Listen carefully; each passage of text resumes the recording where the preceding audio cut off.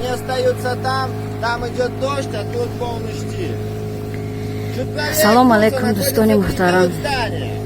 Бахресио из Тирогадурин. Правый пляж и левый пляж. Чтобы перейти справа налево не по побережью, придется сделать круг 7 километров. Также на холмах мы можем видеть шары. Это не обсерваторные шары, это шары радиолокационных станций пограничных служб. На них создан специальный купол, который защищает их от воздействия внешней среды, таких как ветер и морская соль.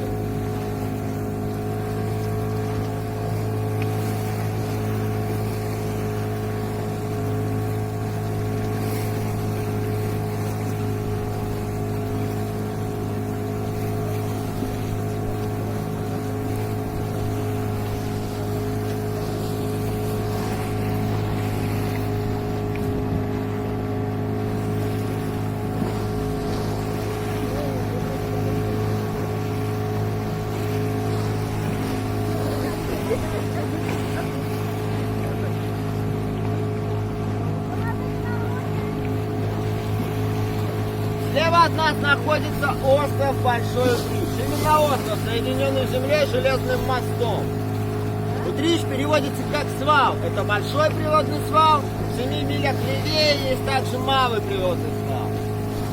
На острове стоят строения. Одно из них это маяк.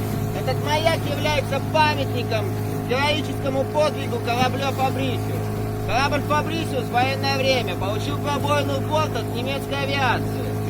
Но капитан судна вместе с экипажем приняли решение не покидать корабль, а поставить его вблизи Утриша на миг под обстрел, что дало им преимущество в 3 дня для того, чтобы передавать информацию о местоположении вражеских войск в акватории Черного моря. Для этого им и был установлен этот памятник, который сейчас является действующим маяком. Загорается он с заходом солнца. Чуть правее от него с золотым куполом находится часовня Николая Чудотворца. Николай Чудотворец является покровителем всех мореплавателей и путешественников. Раньше именно эта часовня выполняла функцию маяка, так как там